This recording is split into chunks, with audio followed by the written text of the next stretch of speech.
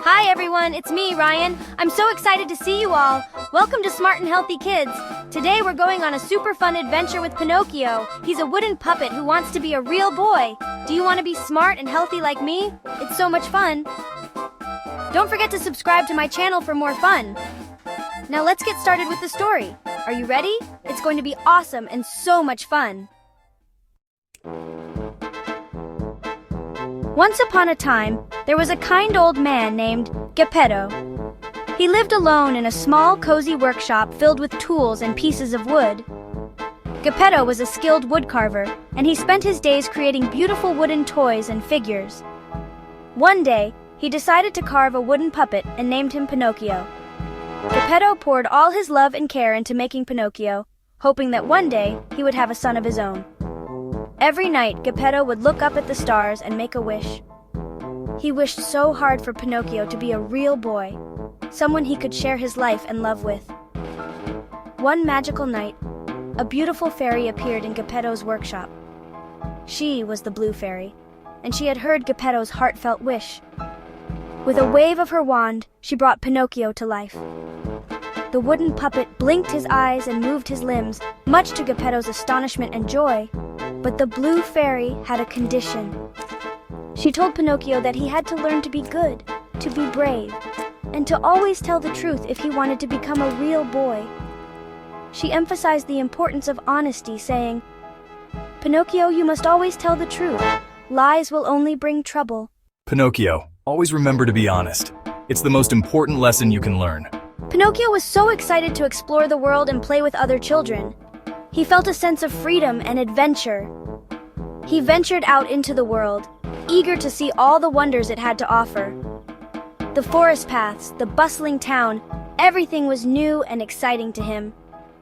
Along the way, he met a sly fox and a silly cat. They seemed friendly at first, but they had mischievous plans. They tricked Pinocchio into believing that joining the circus would be the best adventure. They told him tales of excitement and fun, convincing him that the circus was the place to be. Pinocchio, being naive and curious, thought it sounded like a grand idea. He imagined all the fun he would have and the new friends he would make. The thought of performing in front of a cheering crowd thrilled him. In his excitement, Pinocchio forgot his promise to Geppetto. Instead of going to school, he sneaked away to join the circus, feeling a pang of guilt but pushing it aside. When Geppetto asked Pinocchio where he had been, Pinocchio hesitated. He didn't want to disappoint Geppetto, so he said, "I went straight to school." But that was a lie. And guess what?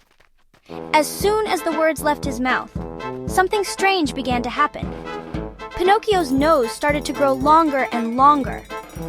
The more he lied, the longer his nose became. That's what happens when you tell a lie. Pinocchio learned a valuable lesson that day about honesty and the consequences of lying. Pinocchio was scared. He had never felt this way before. His heart was pounding and he didn't know what to do. His nose was so long, it stretched out in front of him, a constant reminder of his lies. He didn't like lying. He missed Geppetto, his father, and wished he could take back all the lies he had told. He wished he had listened to the Blue Fairy. Her words echoed in his mind, reminding him of the importance of honesty and truth. He wanted to be a good boy. He made a promise to himself that he would change, that he would be truthful from now on. Just then, the Blue Fairy appeared. Her presence filled the room with a soft, glowing light, and Pinocchio felt a sense of hope. She saw how sad Pinocchio was. His eyes were filled with tears and his heart was heavy with regret. "Pinocchio, why didn't you tell the truth?" Her voice was gentle but firm, filled with concern. "I'm sorry. I wanted to have fun. I'll never lie again." Pinocchio's voice trembled as he spoke, his sincerity clear.